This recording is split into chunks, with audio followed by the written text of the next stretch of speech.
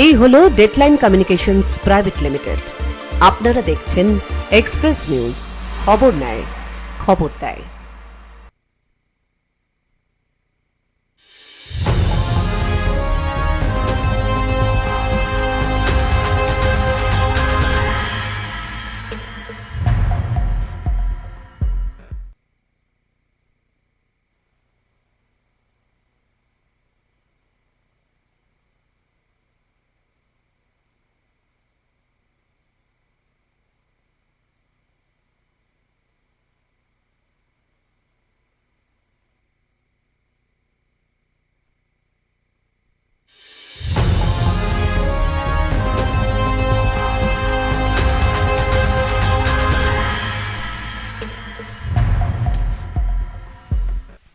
নমস্কার, শুভ সন্ধ্যা। আমি সঞ্জীব। আপনারা জানেন যে সন্ধ্যে 7টা মানেই কিন্তু এক্সপ্রেস অনলাইন। আপনাদের সবাইকে এক্সপ্রেস নিউজের এক্সপ্রেস অনলাইনে অনেক অনেক স্বাগত। আমরা থাকি বিশেষ কিছু প্রতিবেদন নিয়ে, আমাদের দিনের সেরা বাছাই করা কিছু প্রতিবেদন নিয়ে আমরা ঠিক সন্ধ্যে 7টায় কিন্তু আপনাদের সামনে হাজির হয়ে যাই। এবং আমার সাথে থাকে আমাদের কিছু বিশেষ প্রতিবেদন এবং বিশেষ আমাদের সেই প্রতিনিধিরা, যারা আমাদেরকে অবশ্যই সেই খবরগুলো সংগ্রহ করে দেয় এবং আমরা আপনাদেরকে দেখাতে পারি একদম এক্সক্লুসিভ সেই ছবি আমরা দেখাতে পারি আপনাদেরকে। এবং এই সন্ধ্যায় আমার সাথে আছে এক্সপ্রেস নিউজের এডিটর, মানে ডেস্কের আর কি ইনচার্জ বিপ্লব চ্যাটার্জি মহাশয় আমার সাথে আছে এই মুহূর্তে। অনেক অনেক স্বাগত আপনাকে বিপ্লব দা। প্রথমেই একদম একটি এক্সক্লুসিভ একটি চিত্র সেটা নিয়ে আপনাদের সামনে একটু সরাসরি আমি একটু পর্যালোচনা করবো। প্রথমে বিপ্লব দা, প্রতিদিন আইনকে বুড়ো আঙুল দেখিয়ে নিয়মকে তোয়াক্কা না করে দামোদর নদ থেকে ট্রাক্টরের পর ট্রাক্টর লাগিয়ে চলছে দেদার বালি লুট। বালি মাফিয়া দ্বারা আক্রান্ত হয়েছে পুলিশও। কাদের হাত রয়েছে এই বালি মাফিয়ার মাথায়? একদম এক্সক্লুসিভ ছবি আপনাদেরকে আমি আগের দিনও দেখিয়েছিলাম, আজকেও একদম একটি আপডেট কপি নিয়ে আপনাদের সামনে হাজির আছি। প্রথমে সরাসরি বিপ্লব কাছে। বিপ্লব দা, এই বালি যে চক্রান্ত চলছে এই বিষয় আপনি কি বলবেন? দেখো, প্রথম কথা হচ্ছে বালি ঘাট বৈধ, মানে যদি সরকারিভাবে সেই বালিঘাটের লিজ দেওয়া থাকে তাহলে সেটা বৈধ। নদী থেকে বালি তোলার মধ্যে কিন্তু সেই বালি তোলার কিছু ভূমি রাজস্ব দপ্তরের কিছু টাইটেরিয়া আছে, সরকারের কিছু টাইটেরিয়া আছে। তুমি কোথা থেকে বালি তুলছো, যেমন ব্রিজের কাছে কোনো ব্রিজ যদি থাকে তার কাছ থেকে তুমি বালি তুলতে পারো না। এরকম বেশ কিছু নিয়ম আছে, ভূমি রাজস্ব দপ্তরের নিয়ম আছে, মানে এগুলো মানতে হবে একদম। এবং যদি বলো গ্রিন ট্রাইব্যুনালেরও কিছু নিয়ম রয়েছে, তোমাকে এগুলো তো দেখতে হবে, প্রকৃতিকে বাঁচাতে হবে। তুমি যেখান থেকে সেখান থেকে যদি বালি তোলা হয় তাহলে কি হবে, নদীর গতি প্রকৃতি চেঞ্জ হয়ে যাবে। মানে আপনি বলতে যে শর্ত সাপেক্ষ নিয়ম ছাড়াই একদম ঊর্ধ্বে হচ্ছে। যেটা বর্ধমানের দামোদরের ক্ষেত্রে যেটা হচ্ছে, বা দামোদরের বৈধ বালিঘাট নেই তা না, বেশিরভাগ ক্ষেত্রেই অবৈধ বালিঘাট।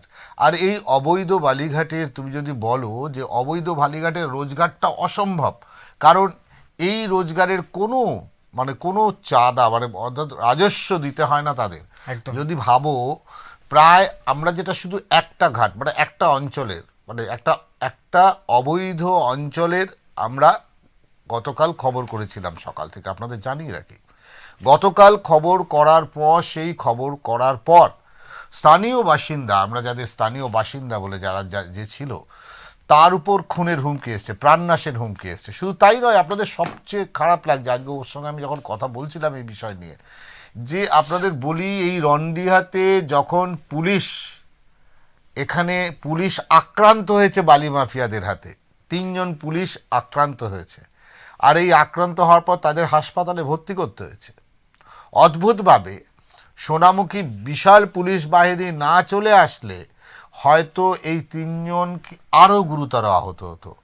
এবং যেটা হচ্ছে যে সেই সময় একটি ট্রাক্টরকে, যেটাকে তারা সিজ করার জন্য লিস্টে রাখছিল, সেই সময় কিন্তু 30-35 জন গিয়ে সেই মারধর করে ট্রাক্টরটিকে ছিনিয়ে নিয়ে আসে। কেন জানেন? এই ট্রাক্টরের পেছনে ছিল একজন গ্রাম পঞ্চায়েতের প্রধান। অবশ্য কেন বলছি, কারণ এই যে ঘটনা ঘটেছে, এই ঘটনার কিছু ভিডিও সেই সময় পুলিশ কর্মীরা তাদের মোবাইলে তুলেছিলেন, আর তোলার ফলে সেই ব্যক্তিগুলোকে চিহ্নিত করা গেছে। এরকম চিহ্নিত করা যাওয়ার সংখ্যাটা প্রায় 12 থেকে 14 জন, এবং এই 14 জনের এগেনস্টে কিন্তু একটা এফআইআর হয়েছে, অর্থাৎ মামলা দায়ের করেছে সোনামুখী থানা। কিন্তু মজার বিষয় হচ্ছে কি জানেন, সোনামুখী থানা থেকে কিন্তু পার হলো কোথায় না, একদম রন্ডিয়া হয়ে বুদবুদ থানার অন্দরে চলে এসলো। একদম। এই মানুষগুলো যখন দেখা যাচ্ছে এফআইআর এর কপি যখন আমাদের হাতে আসে, সেই কপিতে আমরা পরিষ্কার দেখছি তারা চাক তেঁতুল গ্রাম পঞ্চায়েতের অধীনে থাকে, নয় শালডাঙ্গায় থাকে, মানে ওই অঞ্চলেরই 30-35 জনের নাম পাওয়া যাচ্ছে। আপনাদের জানিয়ে রাখি, প্রায় ছাড়াও 14 জন ছাড়াও প্রায় 25 জনের বিরুদ্ধে কিন্তু অলরেডি মামলা দায়ের হয়েছে। চলুন একবার আজকের আমরা এই যে হুমকি দেওয়া, পুলিশকে মারধর করা, এর উপরে আমরা একটি বিশেষ প্রতিবেদন দ্বিতীয় ভাগ তৈরি করেছি আপনাদের জন্য। গতকাল আমাদের খবর সম্প্রচার হওয়ার পর রন্ডিহার বাসিন্দা কৌশিক মাঝির কাছে প্রাণনাশের হুমকি আসে। শুনুন সেই ফোন। বালি তোলানি যে বলেছেন, আমি যেই বলি এখানে তো 20-30টা বেকার ছেলে করে খাচ্ছিল। হ্যাঁ হ্যাঁ, যারা কোটি কোটি টাকা ওখানে মেরে নিচ্ছে তাদের নিয়ে কিছু বলতে পারছি না। আর এখানে 20 ছেলে যে করে খাচ্ছে তাদের পেছনে লেগে আমার কি হচ্ছে? কার নাম নিয়ে বলেছি ভাই? হুম, কার নাম নিয়ে বলেছি? তার নাম দিয়ে বললাম, বলে যে আপনার রেকর্ডিং হয়েছে, আপনার প্রুফ হয়েছে, ঠিক আছে? তা আপনি যেটা বলছেন এখানে তো 20-30টা বেকার ছেলে করে খাচ্ছে, তো তাদের পেছনে যে আপনার কি হচ্ছে? আপনি আজকে গৌতম দেবনাথ, আজ উত্তম কেস, আজ ডাবলু, আজকে 10 একর জায়গা ওরা 100 একর কাটছে, 500 একর কেটে নিচ্ছে। তা তাদের কাছে আমার যাওয়ার ক্ষমতা নেই। আর আপনি আজকে যারা বিকার ছেলে করে খাচ্ছে, যে একটা ট্রাক্টর চালিয়ে, তাদের পেছনে লেগে দেখাচ্ছেন ঠাকুরি এত বালি, মনসুপুরে এত বালি, শালডাঙ্গা এত বালি রয়েছে, রন্ডিয়া এত বালি রয়েছে। তো এইগুলো করে আমরা কি হচ্ছে? আমরা কি প্রবলিটি বাড়ছে? এই বেকার ছেলেদের না, আজকে আজকে 20-30টা বেকার ছেলে টলি জ্বালিয়ে খাচ্ছে, 50টা ছেলে খাচ্ছে। না, আজকে আপনার নামটা বলতে ভয় পাচ্ছেন কেন? আজকে তাদের পেটে লাঠি আপনি মারছেন, কিন্তু আজকে যারা রাঘব বোয়াল, যার 10 একর জায়গা 500 একর কাটছে, না, আজকে তার আপনারা তাদের এগেইনস্টে কমপ্লেন দিন। আপনাদের যদি আপনারা যদি কমপ্লেন তো আপনি জানাচ্ছেন যে এরা লোকাল ছেলে টলি জ্বালিয়ে খাচ্ছে, কমপ্লেন আপনি জানাচ্ছেন। তাহলে ওদের এগেনস্টে আপনি কেন কমপ্লেন জানাচ্ছেন? আমার এটাই বলা যে আপনি ওদের এগেনস্টে কমপ্লেন জানান, আজকে ওদের এগেনস্টে কমপ্লেন জানাচ্ছেন না, ওদের কাছ থেকে আপনি টাকা খেয়ে নিচ্ছেন। আর আজকে দাদা কৌশিকদা, আজকে আমি বিজেপির ছেলে, ঠিক আছে, আর রিপোর্টার আছে, ঠিক আছে, কিন্তু কথা হচ্ছে আজকে আপনি যারা 20টা টলি চালাচ্ছে, 2 গাড়ি 1 গাড়ি মাল তুলে খাচ্ছে, আজকে তাদের এগেনস্টে আপনি রিপোর্টার ফেলাচ্ছেন। আর যে 10 একর জায়গা আছে, যে 500 একর কেটে নিচ্ছে, যে নদীটা খেয়ে নিচ্ছে, আজকে দামোদরটা তার প্রতি শেষ হচ্ছে না, আপনি সেটা বলছেন না। আজকে ডাব্লিউ প্রতি বলছেন না। আপনি যারা টলি চালিয়ে মানে কিস্তি দিতে পারছেন না গাড়ির, দাদা আপনার আজকে যারা খেতে পাচ্ছে না, আজকে যারা বেকার ছেলে খেতে পাচ্ছে না, তাদের পেটে লাঠটা আপনি মারছেন। সেটা আপনার কি হচ্ছে? দেখুন, আপনি বলুন। আপনি আজকে যারা নিজের ভাগ চালাচ্ছে, দাদা সরকারের কাছে পারমিশন নিয়ে চালান, গভর্নমেন্টের কাছে পারমিশন নিয়ে চালান। গভর্নমেন্টের কাছে পারমিশন নিয়ে আপনি বালিটা চুরি করবেন, আপনি আমার গ্রামের রাস্তাঘাট খারাপ করবেন, আপনি রাস্তাঘাটটা রিপেয়ার করেন। শালডাঙ্গা রাস্তাঘাটটা দেখেছেন কি হয়েছে? স্কুলের পাশ দিয়ে যে কোনো দিন দুর্ঘটনা ঘটতে পারে। আপনার একারই কি ক্ষতি হয়েছে? আজকে 50টা ছেলে আমার মেরুদণ্ডটা সোজা আছে, যাদের বাঁকা আছে তাদেরকে বলুন। ছেলে করে কাটছে। আজকে শ্রীরামপুর রোডটা আপনি জানেন? আজকে শ্রীরামপুরে আজকে আমার তো শ্রীরামপুর আমার বাড়ি নয়, আমার তো শ্রীরামপুর বাড়ি নয়। দাদা একটা ছেলে মারা হয়ে গেল না, কিন্তু কথা হচ্ছে কি আজকে দাদা আমার কথা শুনুন, তারপর আপনি বলুন, অবশ্যই বলুন, নাহলে আপনি বলুন আমি শুনবো। কিন্তু কথা হচ্ছে আজকে আপনি শুনুন, আপনার সব জানি তো, আজকে রাজনীতির চালে রাজনীতি করতে যে আজকে আপনি নিজেকে পণ্ডিত ফলাতে যে আজকে যে 100টা ছেলে বেকার ছেলে পেটে ভাত মারছেন, ওই 100টা ছেলে যদি আপনাকে মন করে 1 মিনিট না কেন, আমার পুরনো ট্র্যাক রেকর্ড দেখেননি তাহলে হয়তো।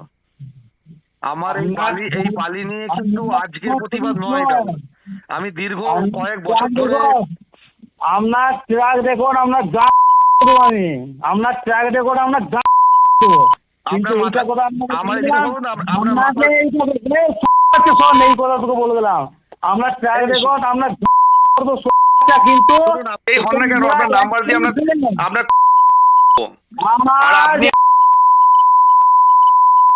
তারপর কি তোর কিন্তু আজকে যে 200 ছেলে তোর কথা এখানে রেকর্ডিং হচ্ছে তুই কি ভাবছিস? কিন্তু তোর তুই যেটা আপনার মা বাবা বলছিস কি চুরি করা শিখিয়েছে? শোন, যদি কিন্তু যদি তুই যে 200 উপার্জন ছেলে, করতে হয়, কষ্ট করে মাঠে খেটে করুন, অন্য কাজ করুন। তুই কি হিরো আছিস? তোর ঢুকে যাবে, তুই এক সপ্তাহের শুনুন। মধ্যে তোকে খুঁজে দিয়ে দেবে না। শোন শোন শোন, তোকে এক শোনো, সপ্তাহ না, আপনার মতো ওইরকম না ক্রিমিনাল চোর ডাকাত অনেক আছে। শোন, তোকে এক সপ্তাহে খুঁজে পাওয়া যাবে না। তুই শাশুড়ি মার জেনেছিস? তোর মনে আছে? তোকে খুঁজে পাওয়া যাবে না। তো এ দৌড় থেকে হনু এখন ইন্দুর হয়ে গেছে, ইন্দুর। তুই কত বড় রিপোর্টার? তুই রিপোর্টার তো বিজেপি কত বড় এলে? আর ঠিক আছে, তুই 100 ছেলের খাবার পেটের মারছিস না। আজকে ডাবলু যা, আজ গৌতম, আজকে যা এখানকার কাছে উত্তমকে দেখেছে যা, তা তুই বল। জায়গা যা, তুই বলছিস তোর তোরা বল, সেখানে কমপ্লেন কর, তোর এরিয়া যদি তোর কমপ্লেন কর। শোন শোন, তুই কত বড় রিপোর্টার আর কত বড় বিজেপি পার্টি করিস, তোর করে দেবো কাল থেকে। তোকে বলবে না তোর তুই 7 দিনের মধ্যে তোকে খুঁজে পাওয়া যাবে না রন্ডা থেকে। তুই কথাটা রেকর্ডিং রাখ আর আমি কথাটা তোর রেকর্ডিং রাখছি।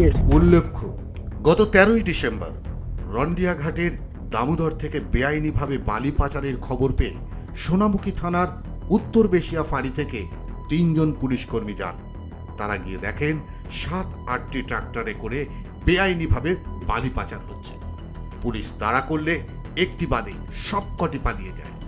পুলিশকর্মীরা ট্রাক্টরটিকে আটক করে সিজার লিস্ট তৈরি করার সময় 30 থেকে 35 জনের একটি দল জোরপূর্বক ট্রাক্টরটিকে ছিনিয়ে নিয়ে যায়। চলে হাতাহাতি, মারামারি।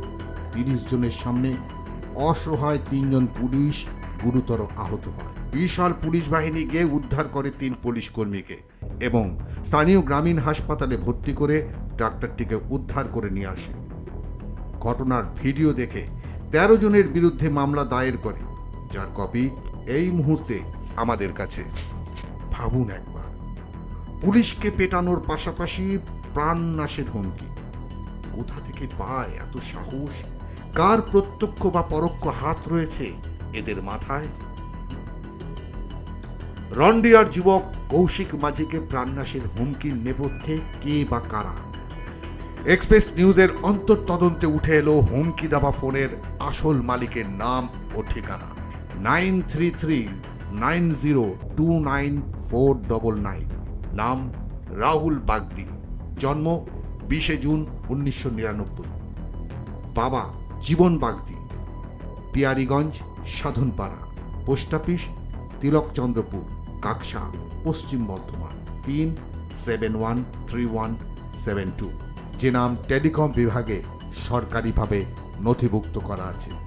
একদিকে পুলিশকে মার, সেজ অবৈধ বালি ভরা ট্রাক্টর পুলিশের হাত থেকে ছিনিয়ে নেওয়া, সেই সাথে স্থানীয় গ্রামবাসী প্রতিবাদী যুবককে ভোর রাতে প্রাণনাশের হুমকি। অথচ দুর্গাপুর পুলিশ প্রশাসনের উচ্চতম কর্তৃপক্ষের কোনো হেলদোল নেই। এই আশ্চর্য নীরবতা মানুষের মনে প্রশ্ন তুলছে। Bureau report, express news. সরাসরি সেই এক্সক্লুসিভ সেই ফোনের কথোপকথন একদম সরাসরি এক্সপ্রেস নিউজের পর্দা আমরা শুনলাম। প্রাণে মেরে ফেলার হুমকি। কি বলবেন বিপ্লবদা নিয়ে বিষয়? না, একটা ব্যাপার হচ্ছে, তাকে উত্তেজিত হওয়ার কিছু নেই। এটা হয়। প্রথম কথা হচ্ছে, আজকে যে ভদ্রলোক ফোন করেছিলেন, আমি জানি তিনি হবে সুস্থ অবস্থায় নেই, কারণ তার এখন মাথা কাজ করছে না।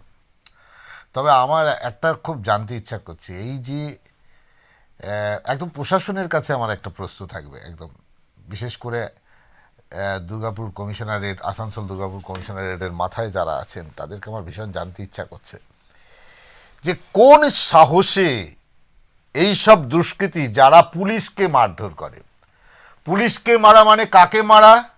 পুলিশকে মারা মানে হচ্ছে যে দল শাসন করছে সেই দলকে মারা। পুলিশকে মারা মানে কে? পুলিশ মন্ত্রীকে, তার গায়ে হাত দেওয়া। আমি প্রশ্ন করছি, যদি মেরুদণ্ডটা সোজা থাকে, যে 3জন পুলিশ কর্মীকে বেধড়ক মারলো বললে ভুলাবে, পেটালো 30 জন মিলে পেটালো, ছিনিয়ে নিয়ে গেল একটা ট্রাক্টর। ভাবতে পারছেন কারা? তারা পুলিশকে মারছে, তারা ভয় করছে না, তাদের মধ্যে ভয় ডর নেই, আইনের প্রতি তাদের কোনো, তারা কিনে ফেলেছে, মারছে। দ্বিতীয় কথা কি না, তারা যে গ্রামবাসী আজকে আমাদের সামনে দাঁড়িয়ে কথা বলেছে, সেই গ্রামবাসীকে থ্রেট দিচ্ছে। শুধু তাই নয়, বলছে 7 দিন লাগবে, 7 দিনের মধ্যে তোর বডি ফেলে দেবো, খুন করে দেবো তোকে, ফোনে বলছে। 1 2 নম্বর যে কথাটা বলেছিল কৌশিক, কৌশিকের খুব দামি কথা বলেছিল। আমরা গতকাল যারা আমাদের এই অনুষ্ঠান দেখেছেন, তার আমরা বলেছিলাম যেভাবে রাস্তার ধারে বালি ট্র্যাক করা হচ্ছে, যে কোনো সময় দুর্ঘটনা ঘটতে পারে, গাড়ি স্কিড করতে পারে। আর যেভাবে ওই রাস্তাগুলোর দিয়ে ট্রাক্টর চলছে, ছোট ছোট রাস্তা ট্রাক্টর চলছে, বড় 10 চাকা 18 চাকার লরি ঢুকে যাচ্ছে গাড়ি নিতে, সেখানে গ্রামীণ রাস্তা নষ্ট হচ্ছে। বলে আপনি রাস্তাটাই দেখলেন, কারো অসুবিধা হচ্ছে না, আপনার অসুবিধা হচ্ছে। 40টা ছেলে করে খাচ্ছে, 100টা ছেলে করে খাচ্ছে। আরে করে খাওয়া বলে না, এটা লুটে খাওয়া বলে, এটাকে ডাকাতি বলে। একদম। আমরা এখানে দাঁড়িয়ে বলছি এটাকে ডাকাতি বলে, চুরি করে খাওয়া বলে, লুট বলে। আর লুটকে করে খাওয়া বলে না, লুটকে এই সমাজে লুটই বলে।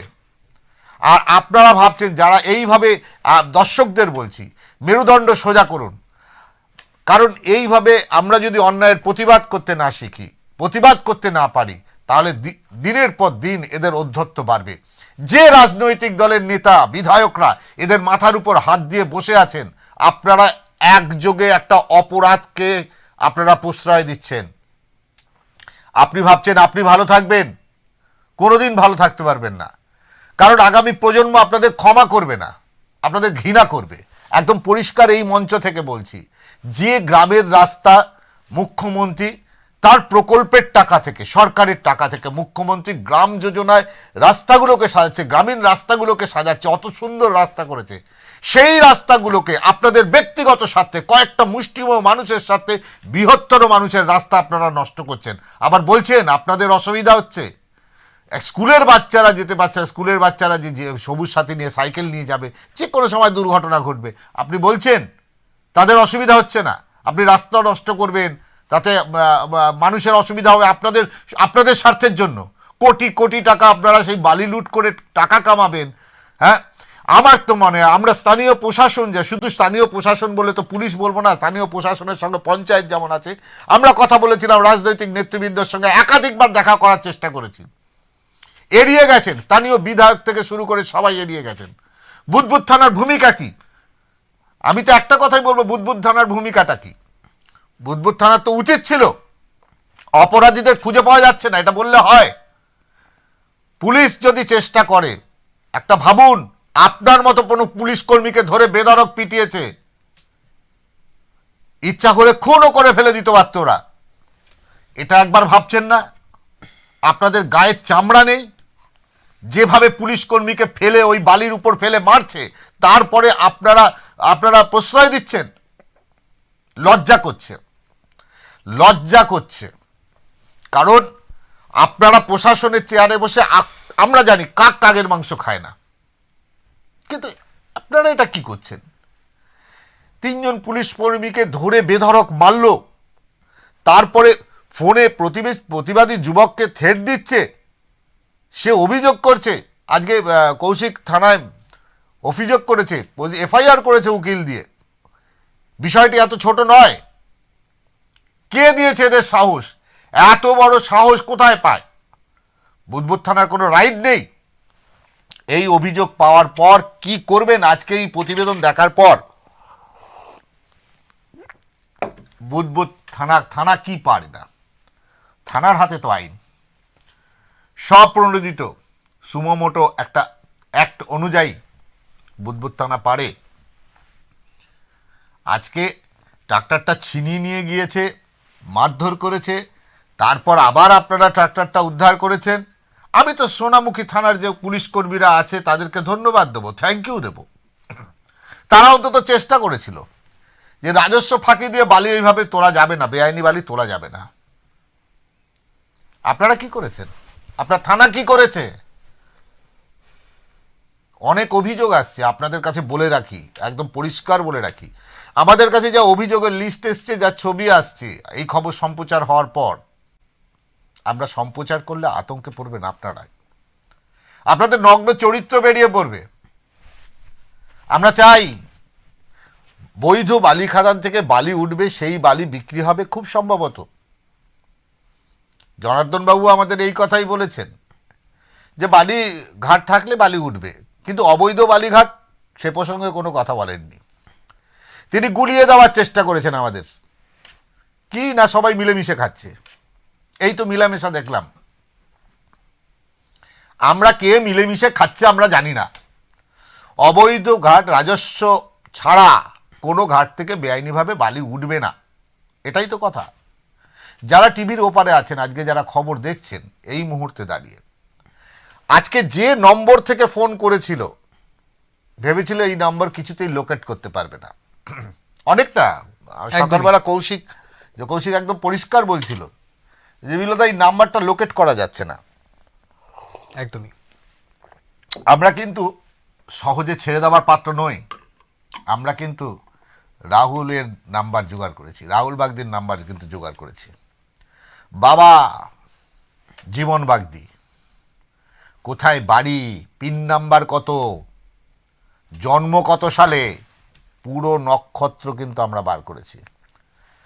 সুতরাং এই ফোনের আড়ালে যে বাবু আছেন নিশ্চিন্ত থাকুন। একদম আপনাদের বলে দিচ্ছি, 9339029499 রাহুল বাগদি। রাহুল বাগদি, যেটা আমাদের ভারত সরকারের ট্রায়ের যে নথিভুক্ত রয়েছে, জীবন যে যার নামে এই সিমটি তোলা হয়েছে, বা তিনি সাবধান হয়ে যান, তিনি বলতে পারবেন কে কার নামে, এখন যার তার নামে সিম তোলা যায় না। রাহুল বাগদির এই সিমের আড়ালে যিনি আছেন, যার ফোন থেকে করা হয়েছিল, রাহুল বাগদি।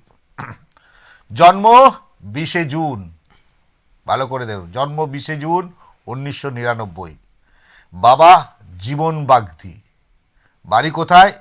পিয়ারিগঞ্জ সাধনপাড়া, পোস্ট তিলকচন্দ্রপুর কাকসা, পশ্চিম বর্ধমান। পিন নাম্বারটা বলবো, পিন নাম্বারটাও জেনে নিন, 713172। আমরা আমাদের অন্তঃতদন্তে যেটা আমরা বলি যে আমাদের কিছু গোপন সূত্র থাকে, সেই সূত্র থেকে আমরা উদ্ধার করেছি। আপনাদের পরিষ্কার স্পষ্ট করে বলে দেই, সংবাদ মাধ্যম যেমন চাইলেই নাড়ি ঘেটে সব বার করতে পারে, তেমনি পুলিশ চাইলে অপরাধীদের ধরতে পারে। সৎ কাজ করা সদিচ্ছা প্রকাশ করুন। আমি জানি যে আপনারা ওই পারে যারা আছেন ভাবছেন, এক্সপ্রেস নিউজ গতকাল থেকে একটা আতঙ্ক তৈরি হয়ে গেছে, শুধু বালি মাফিয়াদের না, আরও অনেকের কাছে। ভাবছেন অনেকেই আজকে যারা এই অনুষ্ঠান দেখছেন, ওপারে বসে অনুষ্ঠান দেখছেন, তারা ভাবছেন গতকাল আমরা কি দেখিয়েছিলাম। দেখবেন আমরা গতকাল কি দেখিয়েছিলাম, দেখবেন সেই ছবি। আমাদেরও খুব ইচ্ছা করছে, চলুন একবার গতকাল আমরা আপনাদের কি দেখিয়েছিলাম সেই প্রতিবেদনটা দেখি, তারপর আবার আসবো। বুদবুদ থানার রন্ডিয়া হতে পারত পর্যটনের এক বিশেষ স্থান। রন্ডিয়ার প্রাকৃতিক সৌন্দর্য অপরূপ, কিন্তু ধ্বংসলীলায় একদল মানুষ বেআইনিভাবে রন্ডিয়া ঘাট থেকে ট্রাক্টরের পর ট্রাক্টর লাগিয়ে নদী থেকে তোলা হচ্ছে বালি। শুধু রন্ডিয়া নয়, চাকতেতুল, শালডাঙ্গার শ্মশান ঘাট থেকে তোলা হচ্ছে বালি।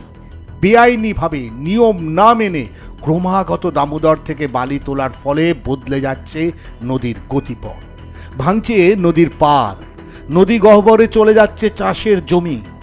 ভয়ঙ্কর অভিযোগ করছেন গ্রামবাসীরা। বালি তোলার জন্য এই পাড়গুলো ভাঙছে, না হলে এরকম ভাঙা আগে ছিল না। এই টোটাল এলাকা এরকম ছিল না। 5-10 পুরো ভরাট ছিল স্যার। বালি ভরাট ছিল, হ্যাঁ, টোটাল বালি ছিল। বালি কিন্তু এগুলো এখন ভাঙছে, যে এখন দেখছি যে যতটা ভেঙেছে এতটা ভাঙন ছিল না। অবশ্যই অনেক গেছে ওখানে যে কসবা কাপালিমানা বলে আছে ওখানে টোটালি নেই, টোটালি অনেক ভেঙে চুরে চলে গেছে। ভয়ঙ্কর অভিযোগ করেন রন্ডিহার স্থানীয় বাসিন্দা কৌশিক মাঝি।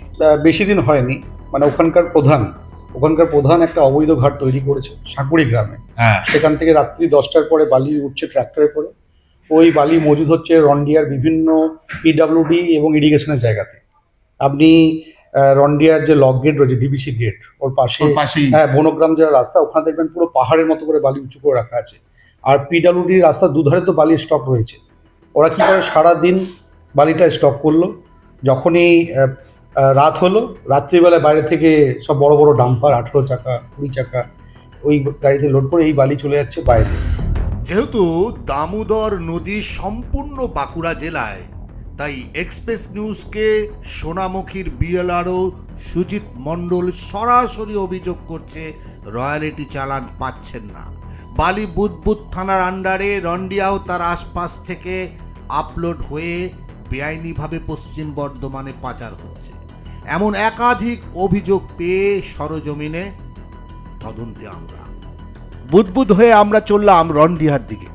চাকতেতুল পঞ্চায়েত ক্রস করতেই রাস্তার দুপাশে বালির স্তূপ, রন্ডিয়া ডিবিসি গেট, বনগাম যাওয়ার রাস্তার মুখে, রন্ডিয়া ব্যারেজ যাওয়ার রাস্তার উপর, চাকতেতুল থেকে কসবা যাওয়ার রাস্তার উপর, শালডাঙ্গা শ্মশান যাওয়ার রাস্তা ঢালাই রাস্তার উপর, শালডাঙ্গা ব্রিজের আগে নৌকোঘাট, মুনসেবপুর, সাকুড়ি গ্রামের বালি মজুত করে রাখা হচ্ছে। আমাদের ক্যামেরায় ধরা পড়ল সে ছবি। রন্ডিয়া ডিবিসি লক গেটের পাশে একটা বালি স্টক করা আছে, জানা যায় এটি প্রধানের। এই দেখুন, আমাদের সামনে দিয়ে বালি বোঝাই ট্রাক্টর বেরিয়ে যাচ্ছে। রন্ডিয়া শালডাঙ্গার বৈধ কোনো বালিঘাট নেই, তবে এত বালি কোথা থেকে আসছে?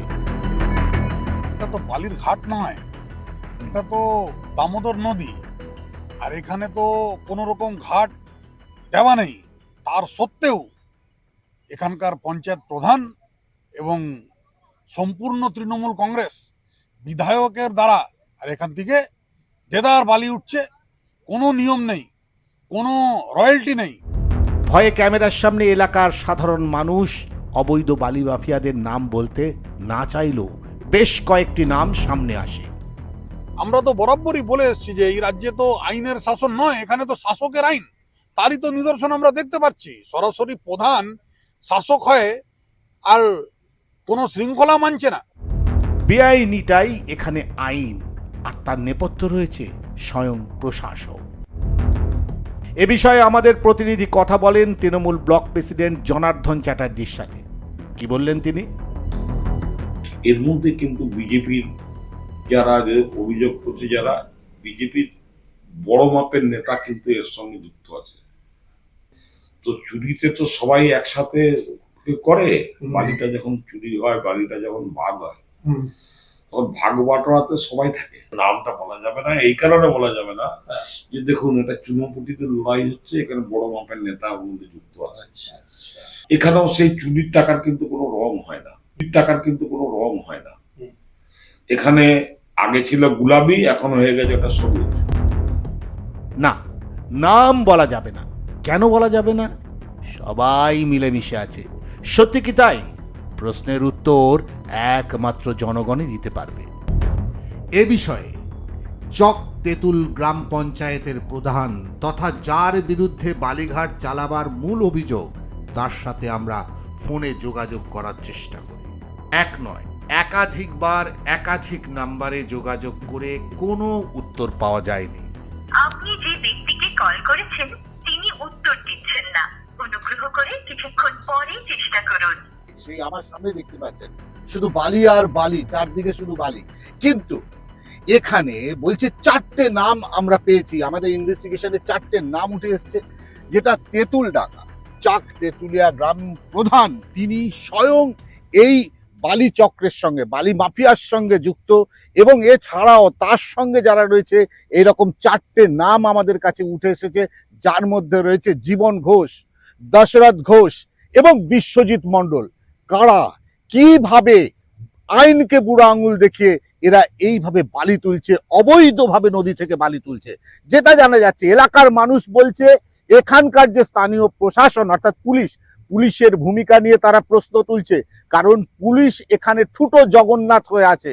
কারণ কোথাও হাত ঘুরে পুলিশের মদত রয়েছে, তখন তো বলতেই হবে ডাল মে কুছ কালা হ্যায়।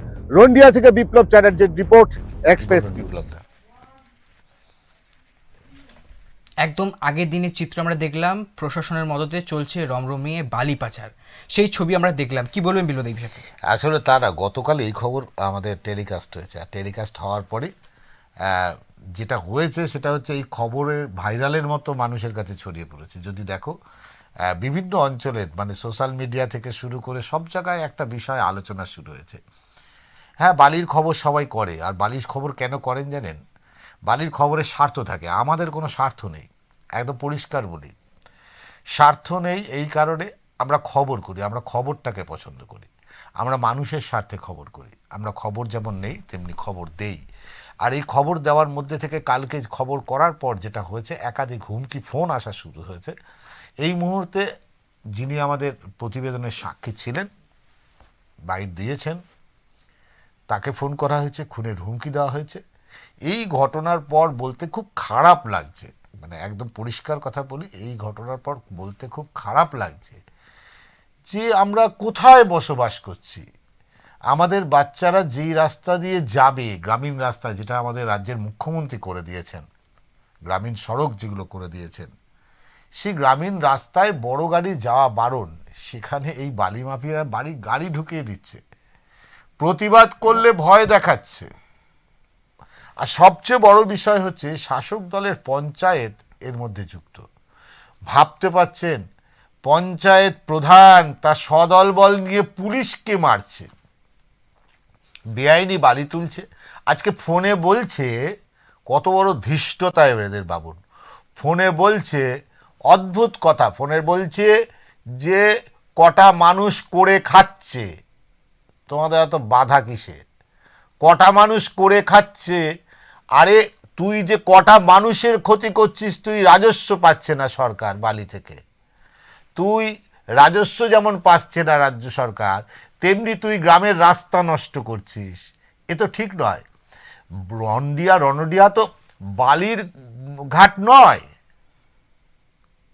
তুই শালডাঙ্গা শ্মশান থেকে যেটা তুলছিস, পরপর যেখান থেকে তুলছিস পরপর বলছিস, তুই বলছিস তো কারা কারা তুলছে, তুই এখন বলছিস বড় বড় লোকের কাছে যেতে পারছ না, আমরা চুনোপুটি যার এক মাসে 2,16,00,000 টাকার টার্ন ওভার, সে চুনোপুটি? হ্যাঁ, আমাদের বোঝাচ্ছ? শুনুন, আমরা একটা কথা বলে দিই, আমরা আমাদের সংবাদ গ্রহণ এবং সংবাদ পরিবেশন করা আমাদের দায়িত্ব, সেই জায়গা থেকে নড়ব না। আর যেভাবে পুলিশকে মারিছে, তার একজন সাংবাদিক হিসাবে আমি মনে করি প্রশাসনের দায়িত্ব, পুলিশকে মেরেছে তার তীব্র নিন্দা, আমাদের ক্ষোভ সেখান থেকেই শুরু হয়েছে। গত 13 তারিখ থেকে, 13ই ডিসেম্বর যে পুলিশ 3 জন অফিসার গিয়েছিল, তাদেরকে যেভাবে মারা হয়েছে, এই ধৃষ্টতা আমরা মানতে পারিনি। কারণ পুলিশ মন্ত্রী আমাদের মুখ্যমন্ত্রী, কলমে তো তার গায়ে হাত দেওয়া, তার চেয়ারে হাত দেওয়া, এই ধৃষ্টতা বা এই সাহসকে দিয়েছে। কারা এর পেছনে আছে? যারা বুঝতে পারছেন না আপনারা কি করছেন, ক্ষুদ্র স্বার্থে আপনারা বৃহৎ ক্ষতি করছেন বাংলার। আপনাদের জন্য লক্ষ লক্ষ কোটি কোটি টাকা দিয়ে যে গ্রাম বাংলার রাস্তা, সেগুলো নষ্ট হয়ে যাচ্ছে, কোটি কোটি টাকা রাজস্ব সরকার পাচ্ছে না। মাথার উপর থেকে হাতটা সরে গেলে না, বাবাজিদের আর কিছু করার থাকবে না, আমি দায়িত্ব নিয়ে বলছি। আর হাতটা সরিয়ে না নিলে বাকি বিপদটাও আগামী দিনের জন্য অপেক্ষা করছে। কারণ খবর কিন্তু এখানেই শেষ নয়। আমরা এবার পরবর্তী খবরে যাব। একদমই আমাদের নজর থাকবে এই প্রতিবেদনের দিকে। অবশ্যই এখন সময় পরবর্তী জেলায় চোখ রাখার। আমরা চোখ রাখবো মালদা জেলার দিকে। মালদা মেডিকেল কলেজ ও হাসপাতাল চত্বরে নয়া রূপ দেখা মিলল, যেখানে সেখানে পড়ে থাকা নোংরা। রোগীর পরিজনদের জন্য তৈরি করা একটি রাত্রি নিবাস, সেখানে ঝা চকচকে সাদা রঙের একটি 4 তলার ভবন, কিন্তু এই রাত্রি নিবাসে থাকতে পারে না রোগীর পরিজনেরা। এই ঘটনা নিয়ে শুরু হয়েছে রাজনৈতিক তরদা। একদমই এরকম একটি চিত্র আমরা দেখতে পারলাম। প্রথমে একবার আপনাদেরকে দেখাবো, সেই প্রতিবেদন দেখাবো, তারপরে বিস্তারিত আলোচনায় আসবো। দেখুন সেই প্রতিবেদনটি। বড় বড় হরফে লেখা রয়েছে রাত্রি নিবাস। রোগীর পরিজনদের জন্য সাদা রঙের ঝা চকচকে 4 তলা ভবন। কিন্তু সেই ভবনে বছরের পর বছর হয়ে গেল, গড়ে উঠেছে, কিন্তু রোগীর পরিজনদের জন্য সেখানে থাকার জায়গা নেই। জমে উঠেছে যত্রতত্র। বাধ্য হয়েই রোগীর পরিজনের কেউ ট্রমা কয়ের ইউনিটের বারান্দায়, কেউ বা মাতৃমার সামনে শেডের তলায় আশ্রয় নিয়েছে প্রত্যেকটা দিন। আমার ছেলে এখানে ভর্তি আছে কি না, তো এখানে বাইরে যেটে সেটে ঘুমাচ্ছে, আর এখানে বাইরেই ঘুমাতে হচ্ছে।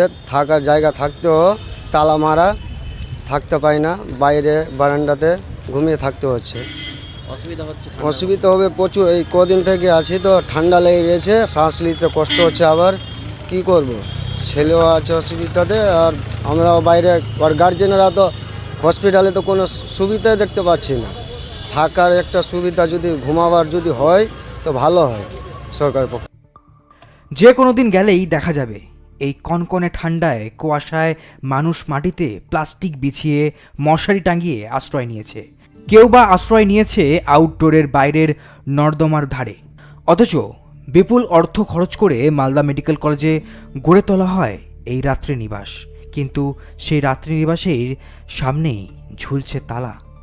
এই ঘটনা নিয়ে শুরু হয়েছে ইতিমধ্যে রাজনৈতিক তরজা। Bureau report, express news.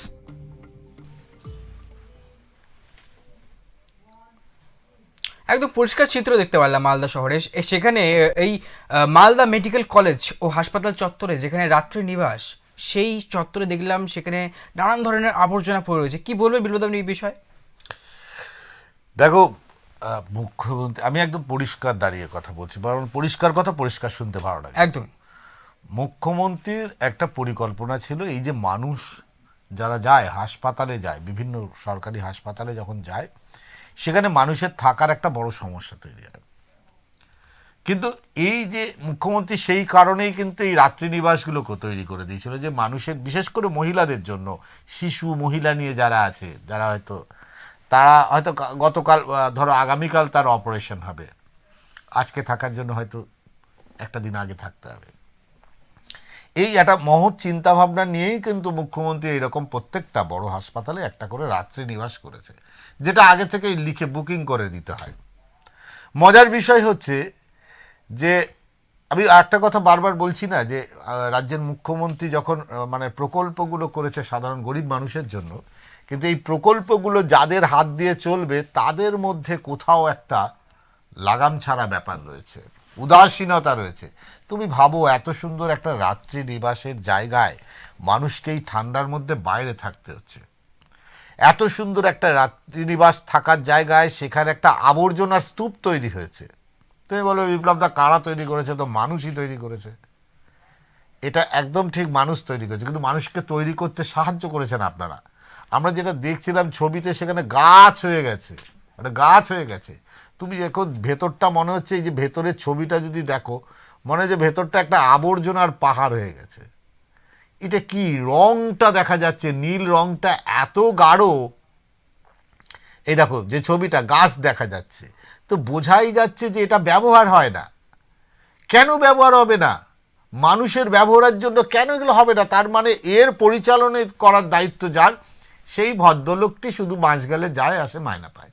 আর না হলে এই প্রকল্প করা হয়েছে, এই প্রকল্পের জন্য পরিকল্পনা ছিল না, ম্যান পাওয়ার রাখা নেই।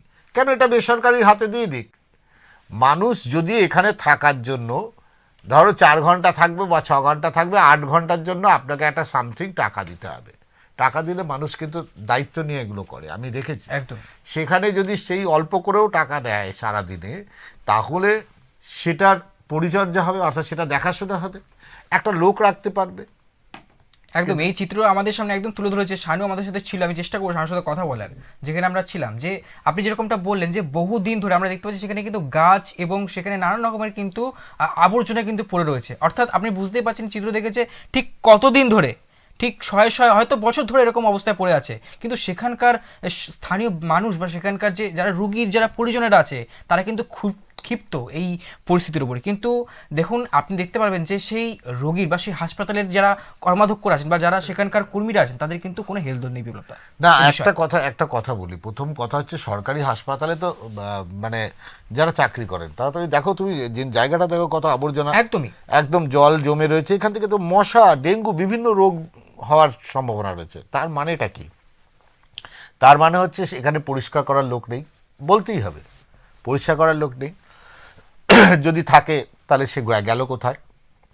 দ্বিতীয় কথা হচ্ছে যে এই রকম একটা প্রকল্প, এই যে শীতের সময়, বিশেষ করে ঠান্ডার সময় মানুষ বাইরে থাকতে পারে না, কিন্তু গরিব মানুষের কাছে তো সেই আর্থিক অনুকূল্য নেই যে হসপিটাল চত্বরে কোথাও একটা হোটেল ভাড়া করে থাকবে বা রুম ভাড়া করে থাকবে। সেই জায়গায় দাঁড়িয়ে কিন্তু এই ছবিটা ভয়ঙ্কর ছবি, বলতে দ্বিধা নেই। একদমই এই যে একদম সরাসরি আমাদের প্রতিনিধির কাছে চলে যাব। শানু, শুনতে পাচ্ছ? হ্যাঁ, পাচ্ছি। একদম নীল সাদা রং, ভারী সুন্দর দেখতে একটি রাত্রিনিবাস, আর সেই রাত্রিনিবাসের ভেতরে আবর্জনার স্তূপ। এই শীতের মধ্যে মানুষ বাইরে অপেক্ষা করছে, কিন্তু ভেতরে ঢুকতে পারছে না। যে মুখ্যমন্ত্রী সাধের প্রকল্প, যে প্রকল্প গরিব মানুষের জন্য করা হয়েছে, কি বলবে সার্বিক পরিস্থিতিটা কি এটার? বিপ্লবদা, তোমাকে জানিয়ে রাখবো যে নীল সাদা রঙের ঝকঝকে 4 তলা ভবন রয়েছে, আর বড় বড় হরফে লেখা রয়েছে রাত্রি নিবাস, আর পাশে স্পষ্ট নির্দেশ রোগী পরিজনদের জন্য। কিন্তু নাম ফলক আর বাস্তবের ছবিটা একেবারেই আলাদা। আর বছর কয়েক আগে বিপুল সরকারি অর্থ ব্যয়ে মালদা মেডিকেল কলেজ ও হাসপাতাল চত্বরে এই রাত্রি নিবাস গড়ে উঠলেও আজও তা কিন্তু রোগীর পরিজনদের জন্য খুলে দেওয়া হয়নি, আর তালা বন্ধ হয়ে পড়ে রয়েছে। ফলে বাধ্য হয়ে হাসপাতাল চত্বরেই কোন রকমে কিন্তু রাত কাটাতে হচ্ছে রোগীর পরিজনদের। একদম। শানু, আরেকটা প্রশ্ন তোমার কাছে, আমাকে একটি সহজ প্রশ্নের উত্তর দাও তুমি। এই যে মালদা মেডিকেল কলেজ আমরা দেখতে পেলাম, সেই চিত্র তুমি একদম সরাসরি ধরেছো আমাদের সামনে, কিন্তু এই যে দেখতে পাচ্ছি সেখানে গাছ হয়ে উঠেছে, সেখানকার বহু কিন্তু সেখানকার নোংরা আবর্জনা পড়ে রয়েছে। তো এই ক্ষেত্রে কিন্তু রোগীর পরিজনদের অবশ্যই তাদের তো অসুবিধা হচ্ছে, কিন্তু সেই মানে সেই মেডিকেল কলেজের সেই যারা সেখানে কাজ করে বা যারা সেখানকার লোকেরা আছেন তাদের কি প্রতিক্রিয়া তুমি পাচ্ছ সেখান থেকে? একদম, তোমাকে জানিয়ে রাখবো যে সব থেকে বড় সমস্যা হচ্ছে এখন কিন্তু ঠান্ডা এবং কনকনে শীতে কিন্তু কোনো রকমে হাসপাতাল চত্বরের বাইরে তাদের কোনো রকমে থাকছে, এবং যেটা রোগীর পরিজনরা অভিযোগ করছে যে দূর দূরান্ত থেকে তারা আসছে এবং কোনো রকমে তারা সেখানে রাত্রি নিবাস করছে। আর সব থেকে বড় বিষয় হচ্ছে আবর্জনার স্তূপ রয়েছে, গন্ধ ছড়াচ্ছে, কিন্তু প্রশাসনের কোনো পদক্ষেপ নেই। এই বিষয়ে মালদা মেডিকেল কলেজ কর্তৃপক্ষ যেটা জানাচ্ছে যে কোনো সমস্যার কারণে এই রাত্রি নিবাসকে বন্ধ রাখা হয়েছে, খুব শীঘ্রই সেটা খোলা হবে এবং মালদা মেডিকেল কলেজ হাসপাতাল দ্রুত পরিষ্কার করা হচ্ছে, এমনটাই কিন্তু জানিয়েছে। কিন্তু তুমি একটা জিনিস দেখো, মানে ঠিক আছে ওনাদের সমস্যা আছে, দ্রুত ওনারা চিন্তা ভাবনা করছে, এই করতে করতে 4-5 বছর কাটিয়ে দিলেই হবে। আমার যেটা বক্তব্য হচ্ছে যে পরিষ্কার করার জন্য তো সুইপার আছে প্রত্যেকটা হাসপাতালে। আমি তোমাকে বলছি এই মুহূর্তে বাংলার অন্যান্য জেলার যে সমস্ত হাসপাতালগুলো আছে যথেষ্ট পরিষ্কার। যে হাসপাতালগুলো নোংরা আবর্জনা স্তূপ ছিল এখন সেই হাসপাতালগুলো ক্লিন হয়ে গেছে, কিন্তু এই যে ছবিটা আমি প্রত্যক্ষ করছি ভেতরে এই যে আবর্জনা, এটা পরিষ্কার করবার জন্য কি সেখানে কোনো সুইপার নেই? একদমই, রোগীরা যেটা অভিযোগ করছে যে হাসপাতাল চত্বর মাঝে মধ্যেই নোংরা হয়ে থাকে আর কোনো পরিষ্কার হয় না, কিন্তু হাসপাতাল কর্তৃপক্ষ তারা বলছে যে না, ঠিক মতোই পরিষ্কার করা হয়, সুইপাররা পরিষ্কার করে। আর দেখো, এই ঘটনায় কিন্তু রোগীর আত্মীয়রা কিন্তু ক্ষুব্ধ হয়েছে এবং কিন্তু এই নিয়ে কিন্তু জেলা জুড়ে চাঞ্চল্য ছড়িয়েছে, আর ঘটনায় রাজনৈতিক তরজাও কিন্তু শুরু হয়েছে। একটা কথা তোমার কাছে বলছি, যেটা হচ্ছে এটা হয়েছে কবে তুমি আগে বলো। এই ঘটনায় শুধু আজকের নয়, প্রায় কিন্তু এই ঘটনা দেখা যায়। আমার বক্তব্য হচ্ছে এই যে রাত্রি নিবাস, রোগীদের রাত্রি নিবাস, এই রাত্রি নিবাসটা হয়েছে কত বছর হয়েছে? এই রাত্রি নিবাস কিন্তু প্রায় 1 বছর আগে চালু করা হয়েছিল, বন্ধ হয়ে গেছে, হঠাৎ করে বন্ধ হয়ে গেছে। তার মানে এটাকে পরিকল্পনা মাফিক চালাবার মতো বুদ্ধি আর নয় বলবো স্টাফ নেই, বা এটা পরিচালনা করবার মতো লোক নেই। কারণ আমি তোমাকে বলি, কলকাতা শহরের উপকণ্ঠে যতগুলো বড় বড় হাসপাতাল আছে তাদের বিভিন্ন ডিপার্টমেন্ট, সেখানে কিন্তু একটি করে রাত্রি নিবাস আছে। ব্যক্তিগতভাবে আমিও কিন্তু সেই রাত্রি নিবাসের আগের দিন জানিয়ে দিলে বা দিনের দিন জানিয়ে দিলে তারা একটা বেড বুক করে দেয়। কিন্তু এক্ষেত্রে একটা মানে এরকম একটা রাত্রিনিবাস হাসপাতালের মধ্যে আপৎকালীন, সবচেয়ে বড় কথা আপৎকালীন, রুগীদের প্রচুর অসুবিধা হচ্ছে।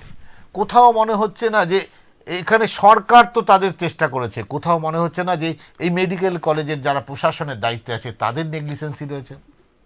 একদমই রোগীর পরিজনরা এমনটাই অভিযোগ করছে যে রাজ্য সরকার যেখানে এত টাকা বরাদ্দ করছে, হাসপাতালগুলোকে উন্নত করার চেষ্টা করছে, যেখানে রোগীর পরিজনদের সুবিধার জন্য রাত্রি নিবাস করছে, সেখানে কিভাবে সেই জায়গায় দাঁড়িয়ে রাত্রি নিবাসকে তালাবন্ধ করে রেখেছে হাসপাতাল কর্তৃপক্ষ। এবং মালদা মেডিকেল কলেজ ও হাসপাতাল কর্তৃপক্ষকে যখন আমরা জিজ্ঞাসা করছি, সেই প্রশ্নের উত্তরে মেডিকেল কলেজ হাসপাতালের যিনি সুপার রয়েছেন তিনি বলছেন যে না, কোনো সমস্যার কারণে সেটা হয়তো বন্ধ আছে এবং খুব শীঘ্রই চালু করা হবে। অর্থাৎ আমরা যখন জিজ্ঞাসা করছি তখন বলছে খুব শীঘ্রই চালু করা হবে, না হলে এতক্ষণ ধরে কিন্তু বন্ধ হয়েছিল। অসংখ্য ধন্যবাদ শানু তোমাকে খুব গুরুত্বপূর্ণ একটি খবর তুলে ধরার জন্য। কি বলছেন আপনারা, কি দেখছেন আপনারা? এক্সপ্রেস নিউজ শুধু খবর নয়, খবরের পর্দা ফাঁস করে। খবর নেয় যেমন তেমনি খবর দেয়।